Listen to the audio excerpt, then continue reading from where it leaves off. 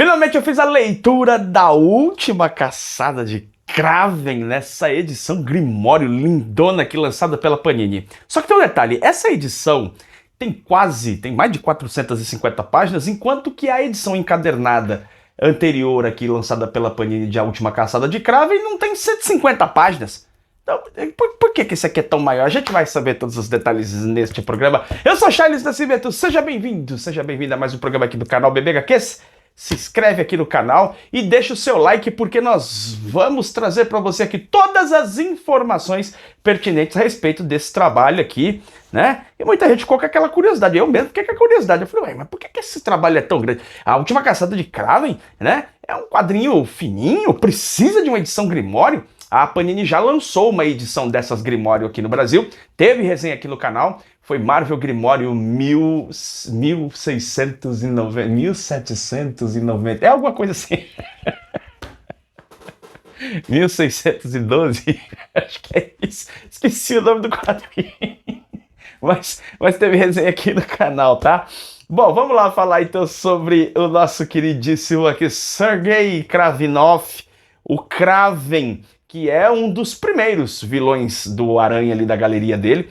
O Kraven surge da revista do Spider-Man, né, Amazing Spider-Man número 15, ele aparece ali numa história, e a gente tem essa edição aqui, né, que vai trazer essa história que ela tem uma coisa importante na sua construção. A Última Caçada de Kraven foi uma ideia do J.M. DeMatteis, que escreveu esse trabalho aqui, e ele elaborou essa ideia durante bastante tempo. Inclusive, ele tinha uma intenção inicial de fazer... Primeiro ele queria fazer com o Magnum, o Magnum lá dos Vingadores e tal. Acabou que não rolou, e depois ele tentou fazer essa história, essa proposta de história com o Batman. Ele chegou a entregar um projeto ali pro Len Wein, que era editor do Batman na época, não rolou. Depois ele tentou de novo ali falando com o Daniel Neal, não rolou. E convergiu, né? As coisas aconteceram para que em determinado momento ele assumisse o título do Homem-Aranha e tivesse a oportunidade de fazer esse lançamento. A forma como esse trabalho, essa série que tem 6 partes foi lançada também é muito inusitada. Porque na época existiam 3 revistas do Homem-Aranha, né? E essa história ela saiu nas 3 revistas do Homem-Aranha. Teve muita gente que reclamou na época, porque teve que comprar todas as 3 edições. Tinha gente que só assinava, por exemplo, uma revista, teve que comprar todas as 3 edições por 2 meses para ver a história completa. E tem vários detalhes que eu quero trazer para você sobre o contexto da produção dessa obra, tá bom? Eu acho que vale a pena eu explicar um pouquinho para você. Eu vou usar inclusive essa edição aqui para te mostrar a arte. Por quê? Porque a arte aqui é exatamente a mesma da edição Grimório. Eu vou te mostrar a arte nessa edição aqui encadernada e depois, né, enquanto eu faço a resenha dessa história, enquanto eu explico essa história para você, e posteriormente eu vou mostrar detalhes da edição Grimório. Fechou? Olha só, nós temos aqui nessa história o trabalho espetaculindo do Mike Zeck. O Mike Zeck faz um trabalho incrível aqui, artístico, é muito bonito o que ele faz aqui, tá? A gente tem o Aranha aqui usando o uniforme negro ainda, tá? E o que vai acontecer na história? Nós vamos ver o Kraven, ele tá num momento assim psicológico bastante abalado, você vai percebendo ao longo da história que ele é muito perturbado mentalmente, e ele tem uma perturbação traumática que vem do fato da família dele ter sido escorraçada da Rússia, questões políticas que acabaram afastando, né, a família dele, ele que vem de uma família nobre, e apesar de ser muito poderoso, de ter absorvido poderes, digamos assim, da floresta, com as frutas, as raízes, o que retardou seu envelhecimento, ele deu habilidades, ele ser extremamente capacitado, habilidoso, né, nas caçadas e tal. Ele, apesar de tudo isso, está sofrendo uma agressão psicológica, digamos assim. Ele está sofrendo com esses traumas, onde ele se vê como uma pessoa indigna. Apesar de ter conquistas, apesar de ser reconhecido como um grande caçador, internamente o Kraven tem muitas perturbações, né, em relação ao seu papel, à sua dignidade, à sua honra pessoal. O que nós vamos acompanhar nessa história aqui, então, é ele elaborando um plano sinistro de realizar finalmente a sua última grande caçada. O quadrinho deixa claro que é uma perturbação mental na qual ele simbolizou na figura do Homem-Aranha a raiz de toda a sua perturbação. Ele vê na figura do Homem-Aranha o símbolo da sua desgraça interior, então ele precisa aniquilar com o Homem-Aranha, ele precisa derrotar o Homem-Aranha de qualquer maneira. Então a gente vê que ele arma um plano aqui para ir atrás do Peter. O Peter tinha acabado de casar com a Mary Jane, tá casadinho de novo, né? Ele vai atrás do Peter, consegue envenenar o Peter, e aí ele faz aquilo que todo mundo já ouviu falar, ele enterra o Peter vivo, né? Ele enterra o Peter realmente assim, ainda em estado de letargia, numa espécie de coma, e o Peter vai ficar enterrado durante 15 dias nesse estado, enquanto nós temos a participação de um vilão, que originalmente era um vilão do Capitão América, mas vai ter uma representação muito forte aqui nessa história, e que é interessante porque ele aparece inicialmente quase como, assim, sabe, uma espécie de um penetra, assim, ele não tem nada a ver com a história, um abelhudo, ele aparece na história, assim. Você fala, cara, não precisava desse personagem aqui na história, mas ele vai desenrolar aqui situações de agressão, inclusive matando pessoas, né? Ele consegue sair dos esgotos ali, que é o Ratos, né? Ele vai saindo do esgoto ali e vai começar a aniquilar pessoas, então a imprensa vai começar a noticiar, né, que existe um assassino em série, e ao mesmo tempo a Mary Jane desesperada atrás do Peter. Ninguém sabe o que aconteceu com o Homem-Aranha, ela tá desesperada mesmo, e o Kraven vai assumir o manto do Aranha. Ele, na sua psicose, na sua maluquice ali, ele bota na cabeça a ideia de que ele precisa incorporar a aranha para, né, de algum modo realizar a sua missão por completo. E ele começa a agir como um vigilante, ele começa a agir ali, inclusive em determinado momento aqui, defendendo a própria Mary Jane. Porém, a sua ação, obviamente, é completamente distorcida. Ele é por demais agressivo, ele é completamente insano nas suas ações. A gente vê isso acontecendo e a gente vai ver, então, o retorno do Peter, o momento em que o Peter vai conseguir escapar, né? Isso aqui é sabido porque a gente vê até na capa do quadrinho, aqui na quarta capa, a gente vê o Peter saindo da cova, então não chega a ser um spoiler isso aqui. E, sinceramente falando, a gente vai ver que o Peter, então, vai em busca da sua vitória. Tem um final que, para mim, é bastante intrigante. E esse quadrinho aqui eu tenho algumas considerações a fazer. Primeiro, insisto, o trabalho artístico do Mike Zeck é de primeiríssima linha, tá? Primeiríssima linha, muito bonito o trabalho artístico. E esse quadrinho aqui tem todo um arcabouço, né? Um contexto histórico que envolve esse quadrinho, na minha opinião. Primeiro, que na época ali, meados, né, da metade dos anos 80 para frente, nós sabemos que várias publicações estavam trazendo, digamos, entre aspas, mais seriedade aos quadrinhos, temas mais maduros. Não que eles não existissem, esses temas mais maduros, desde dos anos 60 e até antes você encontrava isso. Mas vamos lá, né? Nas primeiras histórias do Homem-Aranha você já vê alguns debates interessantes, situações acontecendo com os personagens, inclusive há um texto nessa edição Grimoire que fala sobre isso, e é verdade. Nos anos 70 nós já tínhamos quadrinhos discutindo questões como racismo, demarcação de terra, lá com Lanterna Verde. O próprio Homem-Aranha teve histórias com relação ao consumo de drogas, né? E a gente vê aqui que essa história, ela então busca ter um caráter mais autoral, né? Tava rolando muito isso nos anos 80, por conta do Batman, o Cavaleiro das Trevas, por conta de Watchmen.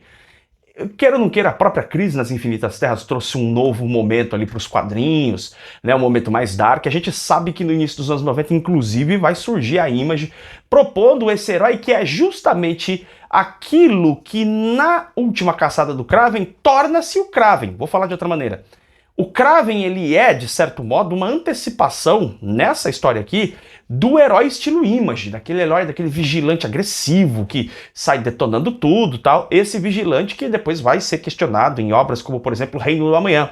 O Alex Ross faz, junto ali com o Mark Waid, uma história onde o Superman, os heróis tradicionais da DC, vão confrontar esses heróis que não têm respeito pela vida humana, que são heróis mais cínicos e por aí vai.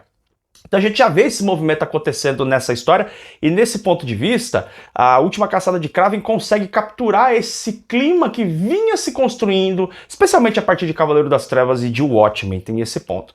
Um segundo elemento que precisa ser observado é que ali nos anos 80, especialmente a partir, meados dos anos 80 mesmo, acho que é por aí, nós vamos vendo surgir quadrinhos que têm elementos que vão além dessa questão da ação, da polarização bem-mal, mas existe um elemento um pouco mais psicológico e, por que não dizer, até espiritualizado. Não sei se esse termo seria o mais adequado, mas um elemento mais metafísico, vamos colocar assim melhor, tá? Um elemento psicológico e às vezes mais metafísico.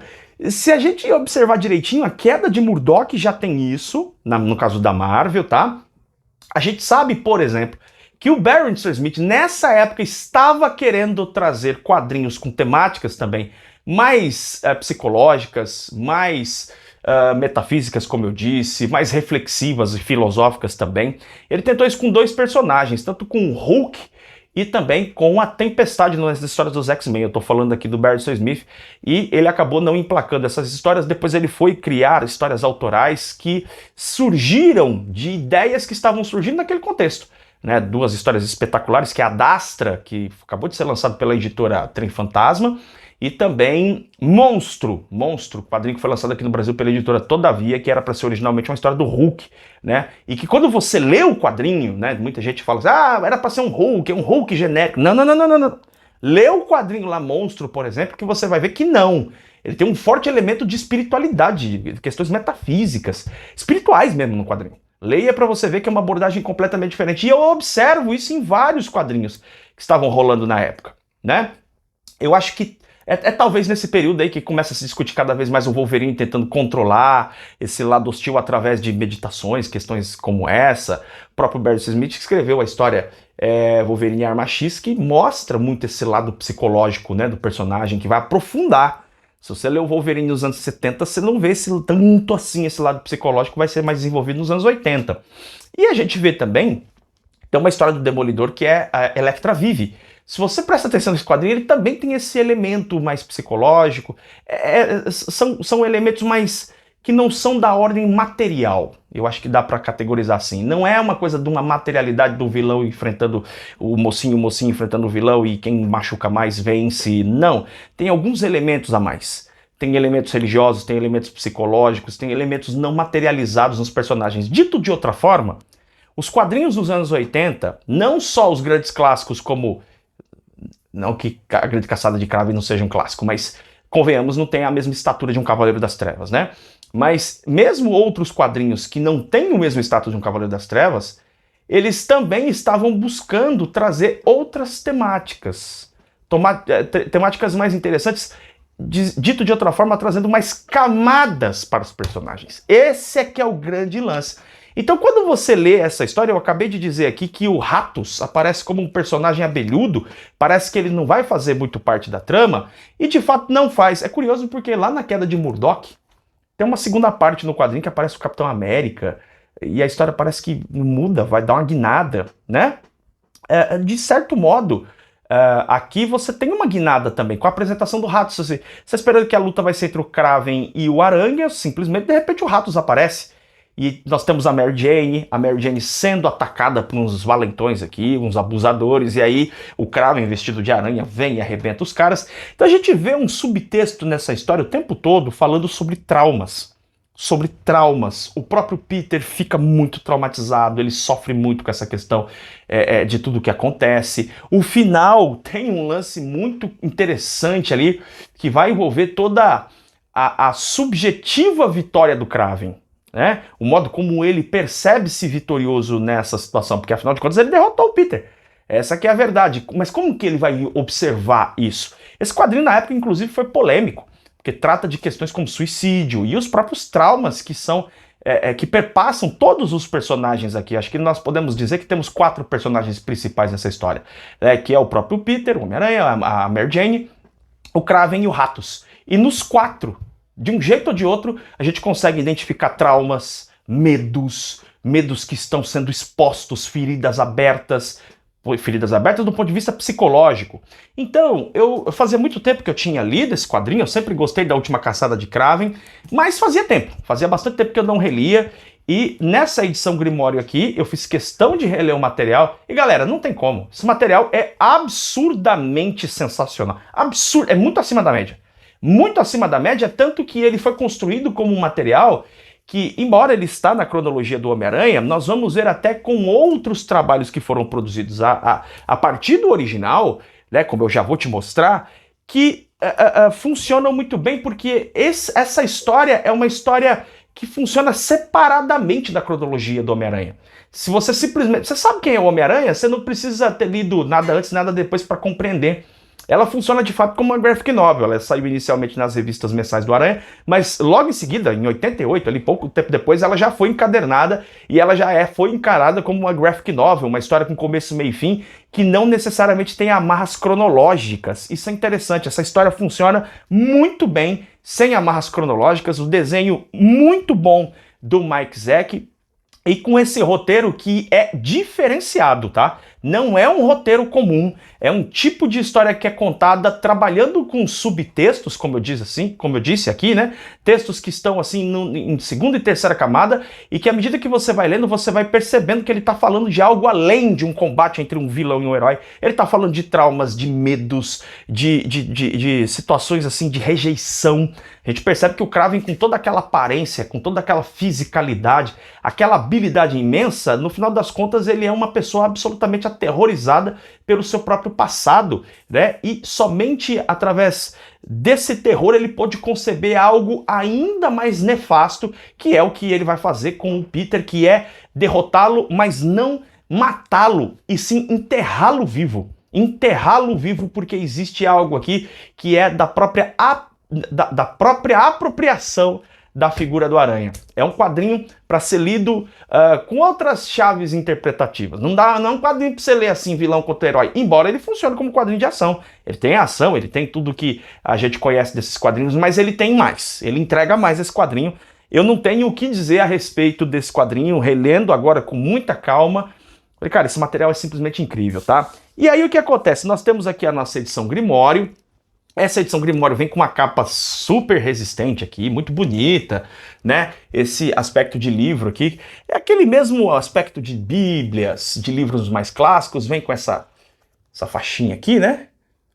Do Homem-Aranha. E aí eu separei para você para te explicar qual que é a diferença. No caso dessa edição aqui antiga da Panini, né? Ela deve ter sido lançada em 2014, talvez, 2015. Deixa eu ver se eu encontro aqui. O que a gente vai ver são os extras. Aqui, parece que é 2015.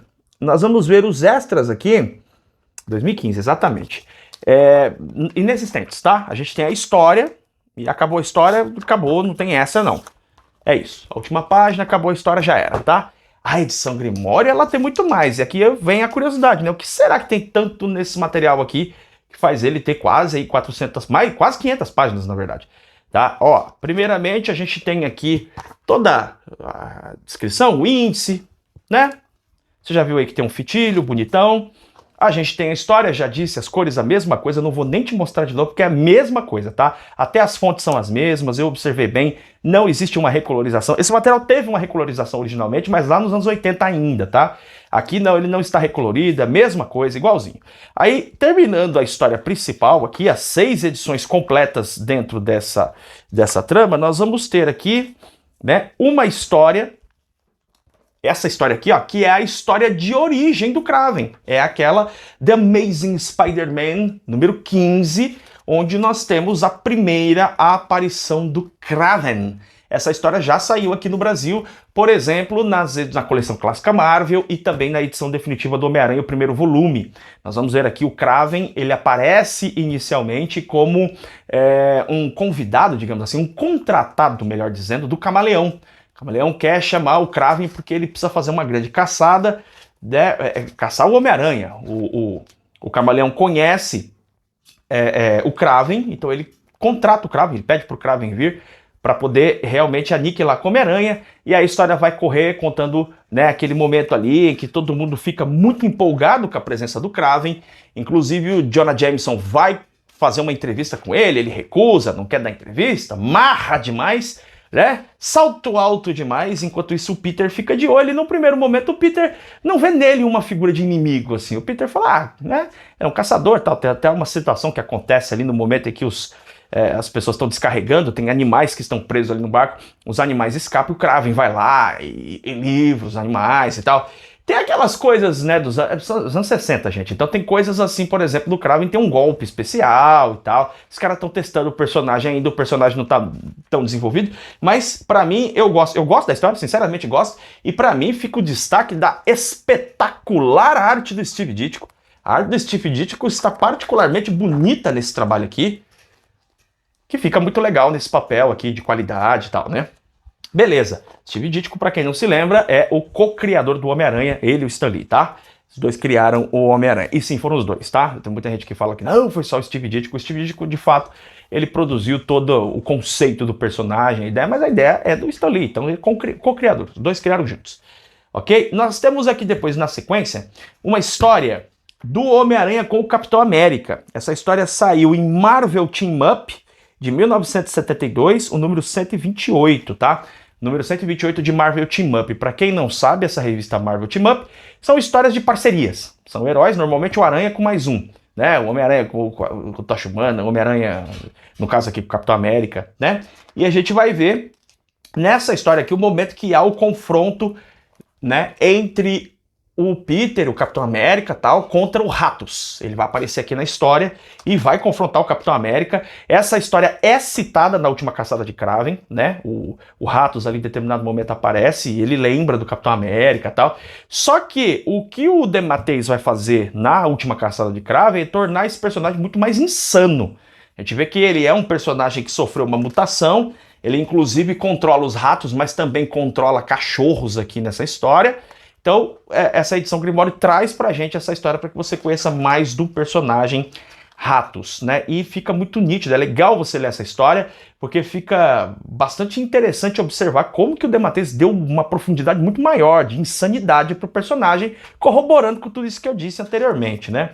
A gente avança aqui na edição, e eu coloquei vários marcadores aqui, aí a gente vai ter uma história do DeMatteis de novo, do Mike Zeck e do Bob McLeod, ou seja, o trio ali que fez a última Caçada de Kraven volta ao título para contar uma história, né, após os eventos da última Caçada, né, com Kravinoff já morto, só que nós temos uma situação aqui da mãe de um amigo do Peter faleceu, e o Peter, ele está sofrendo os traumas, ele não conseguiu se livrar do trauma do que aconteceu com ele, com Kraven.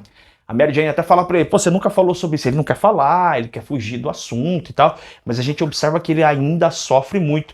E essa história aqui é uma continuação da última Caçada de Kraven no sentido de que vai mostrar como o Peter vai conseguir superar o seu trauma. É uma história muito bonita, eu achei, muito bonita, de verdade mesmo, e que continua trazendo todos esses aspectos metafísicos e psicológicos que eu elenquei, tanto que o Peter vê o fantasma aqui do Kraven, né? E o modo como ele vai superar a dor aí de tudo pelo que ele passou, de todo o ressentimento, o medo. Você vê que o Peter tá com muito medo.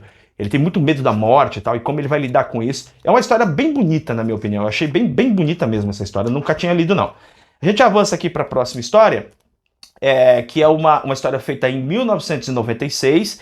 Ela é escrita pelo Sean McManus, que é Kraven, a Primeira Caçada. Essa história aqui vai recontar, né? É uma versão, é uma nova edição, uma nova visão da primeira história do Homem-Aranha com Kraven. Então eles pegam aquela história do Stan Lee, o McManus pega aquela história do Stan Lee, do Steve Ditko e reconta, para dar mais detalhes sobre o Kraven, dar mais detalhes a respeito da relação dele com o Camaleão, né? E vai colocar aqui mais elementos que não está na origem do personagem lá com o Stan Lee e Steve Ditko, desses problemas psicológicos, desses traumas que ele enfrenta. Então a gente vai ver nessa história aqui mais detalhes. Confesso a você que essa história me desagradou, tá? Me desagradou, não gosto dessa história, achei bastante desnecessária essa tentativa de recontar uma história que para mim já estava de bom tamanho, né? Algumas pessoas discutem hoje se deveria reescrever as velhas histórias. Eu sou totalmente contra, eu acho que você pode sim fazer versões, eu não acho que seja ruim você ter feito uma versão, mas eu acho que o McManus ele acabou colocando muitos elementos que tornaram o Kraven um personagem que é um personagem trágico, acho que esse é o termo mais adequado para ele, na última Caçada de Kraven. Aqui ele fica exagerado, ele fica pomposo, ele fica circense, ele fica muito melodramático. Então, essa história aqui eu não gostei particularmente dela, tá? Achei que ficou uma história muito exagerada. Você vê que nos pontos principais o McManus realmente pega aquilo que o Stan Lee e o Steve Ditko estabeleceram, então ele não foge da cronologia, ele não quebra a cronologia, ele tenta trazer mais detalhes, mas achei, na minha opinião, desnecessária essa tentativa aí. Desnecessário, talvez não seja a palavra, mas eu não gostei da história. Esse é que é o negócio, tá? Aí a gente segue para mais uma história aqui do Kraven, agora com o Kane, aquele que é o clone do Peter. Com o trabalho aqui do Esad Ribic, vai contar uma história do Kane, aqui lidando com o Kraven quando ele é contratado por um gangster, porque o Kraven vai executar uma missão para esse gangster, mas vai humilhar o cara, tá? O cara fica muito ressentido e chama o Kane para ir lá e eliminar o Kraven. Aqui a arte do Esad Ribic está um pouco mais estilizada do que a gente vê em trabalhos que ele fez, por exemplo, com o Thor e outros, né?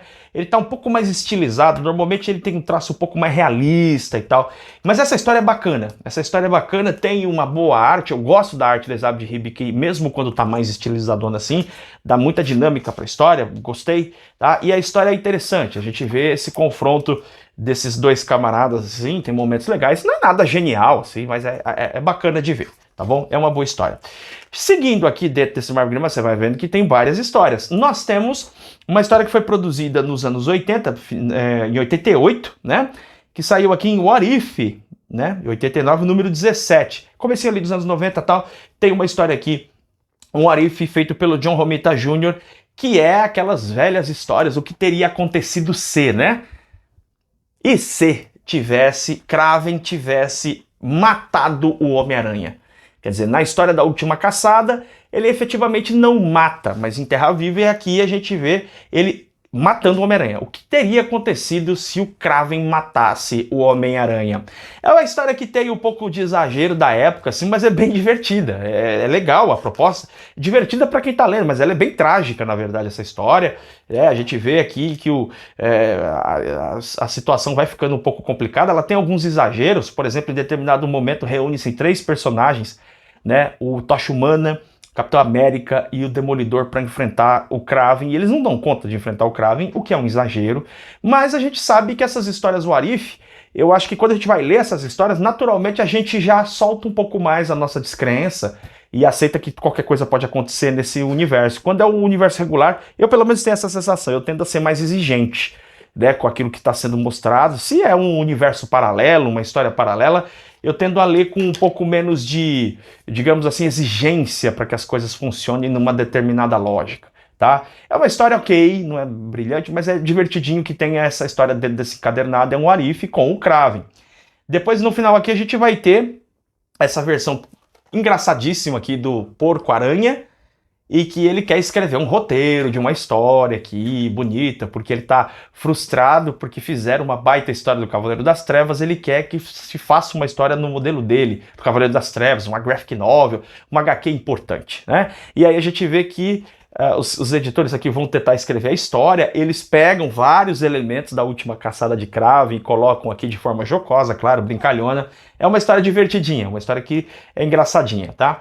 No final, a gente vai ter aqui textos extras, tem um texto do Stan Lee, que foi escrita para a edição, acho que de 2006, se não me engano, ou dos anos 80, quando foi encadernado, dos anos 80, quando foi encadernado, e você tem um outro texto aqui, tem um texto também do Glenn Herling e Jim Salicrup, que foi o editor da história. Tem aqui também trabalho, tem um texto aqui também do próprio J.M. Mattheis que revela bastante sobre a construção desse trabalho. Os textos todos são legais, tá? Porque às vezes a gente tem extras com vários textos, os textos são muito chatos. Não é o caso aqui não, o texto aqui eu li, contribuiu para minha compreensão da obra, foi bacana ler, tá? Olha aqui o texto olha que legal, aqui é o texto do Mattheis, tá? E aí a gente vai ter as capas com o lápis incrível do Mike Zeck, muito bonito, tá? E depois algumas páginas também muito bonitas aqui do Mike Zeck como extras. A gente avança aqui para a parte final. A gente tem essa lindíssima pin-up aqui feita pelo Steve Ditko, né? Aqueles infos que existiam nos quadrinhos antigamente falando quem que era o vilão e tal. Então você tem várias capas aqui, capas alternativas, inclusive, da história. E aí a gente tem a biografia dos autores do trabalho e finalizamos a obra, tá? Olha, no final das contas, a gente vê que esse material aqui, né, ele acaba funcionando como uma espécie de antologia do Kraven, né? Várias histórias envolvendo o Kraven, personagem principal, e quando você tem esse tipo de antologia, é natural que nem todas as histórias agradem, ok? Eu não gostei, por exemplo, daquela tentativa ali de recontagem da história original pelo McManus, realmente não gostei. Mas tirando essa, todas essas me agradaram, em especial a primeira história, a história que realmente é uma incrível história da Marvel. É uma história excelente da Marvel, porque tem esses subtextos, essas considerações que fogem do convencional até para os nossos padrões atuais. É uma história muito boa, que tem um roteiro muito intrigante, né? E que tem uma arte lindíssima do Mike Zeck. Então, assim, ó, na minha opinião, valeu a pena demais fazer essa leitura, até porque dá a oportunidade para você conhecer um pouco mais o Kraven, mesmo que a história ali, né, que aquela versão do McManus não seja tão boa, mas você lê várias histórias do personagem, você vê que, mais até do que o próprio Kraven, você vai ver como que essa história impactou o Homem-Aranha, porque ela gerou várias outras histórias, né?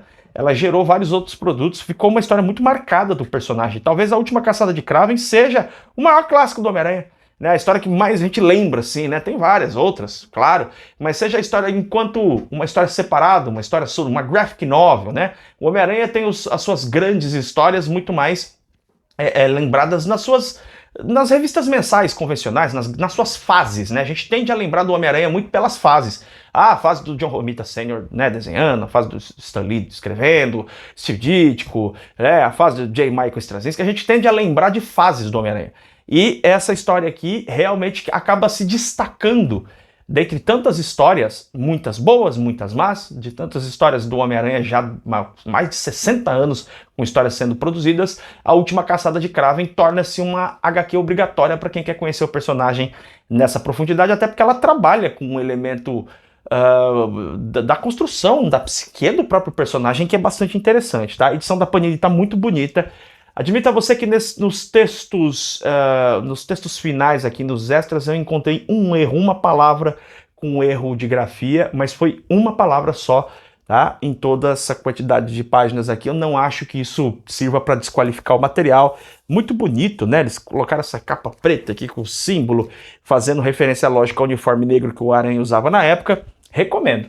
Se você nunca leu A Última Caçada de Kraven, vale a pena. Pô, mas essas histórias extras aí, todas elas valem a pena?